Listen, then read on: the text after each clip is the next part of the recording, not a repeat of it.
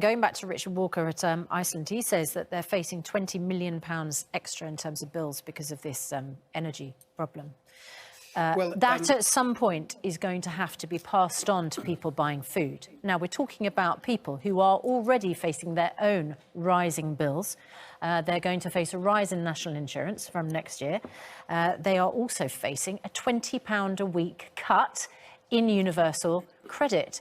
How can the government argue it is levelling up when it is driving down the living conditions of those at the lower end of the wage scale?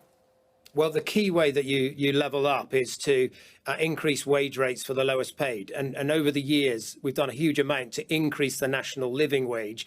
But what we're seeing now is parts of the economy, people working in supermarkets, lorry drivers, we're seeing those wages now rise quite significantly. So many of those who've been on traditionally low paid jobs are also seeing their wages increase. Yes, the cost of living is going up. Energy prices are going up. There is some modest food price inflation at the moment. But we have to put that in the context of rising wages as well, which will help to offset. Are you absolutely adamant that you're not going to do a U-turn on cutting people's universal credit? It's £1,000 a year. And I'm not sure that it washes with people when a government minister says, well, just go out and get yourself a better job. Well, look, there are 1 million job vacancies at the moment and wages are rising. So I think that is a legitimate context to point out. So someone who is struggling with facing £20 a week cut in their benefit, and as we know, there is a taper so that if they increase their wages, they'll lose that universal credit benefit. You're saying to them, well, go out, pay for some childcare, take some time out from your job and go and find yourself a better job, which you might not get because you've got to go through an application and interview process. It doesn't sound compassionate. You could just U-turn on the universal credit cut.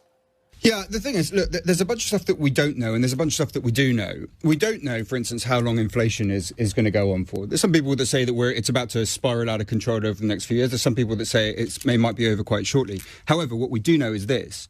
There's no one suggesting that inflation is going to go away over the winter. There's no one talking about it going away over the next few months.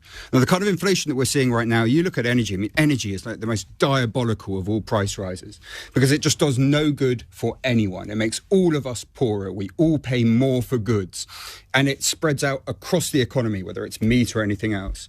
You look at the labour shortages. And again, even where wages go up there, we're still expecting that will drive up inflation in very many areas without helping the people who are not in those jobs. Now, that we do know. We do know what the situation is over the winter.